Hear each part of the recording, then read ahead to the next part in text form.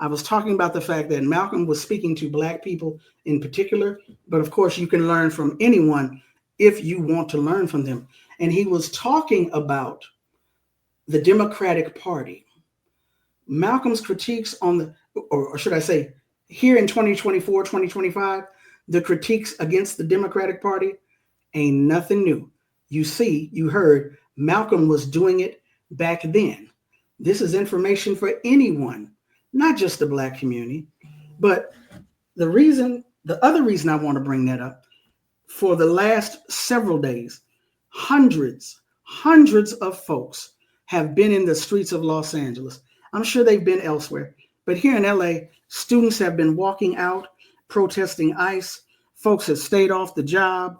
I believe it was started over a week ago, but they've been in the streets continuously protesting ICE, protesting this administration and what they are doing in terms of deporting people.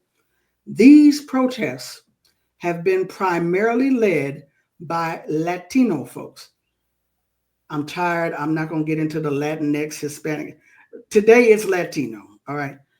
It's been primarily led by Latino folks. These have been the majority folks walking out and protesting. Immigrants of all ethnicities are affected. However, here in Los Angeles, the protests have been primarily powered by Latino folks. I have seen on social media at least two. I know others are out there, but I can't do it all. It's too much. But at least two questions, concerns, critiques from Latino folks asking, where are the Black people? Why aren't you standing with us? And the responses I have seen, in particular, number one, Black folks saying, you know what, we tired. But not only are we tired, one response that I saw in particular got me and said, you know what, we did our job. We did what we were supposed to do. We went into the voting booths in November and we voted for human rights, not Latino rights or Venezuelan or Mexican rights. We voted for human rights. We voted against Trump.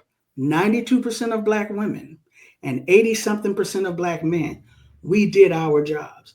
So I wanted to, talking about Malcolm X, I wanted to give a quick, in the time that we have left, popular spiel. This is not the long theoretical academic. Listen, look, the Democratic Party of yesterday resembled the Republican Party of today. I'm gonna say that again. The Democratic Party of today, of yesterday, resembled the Republican Party of today. What do I mean by that? It was the Democratic Party that was the brutally open, brazenly white supremacist party that was lynching Black folks and staging coups. Okay? The Republican Party was the party of free soil, free labor, free men.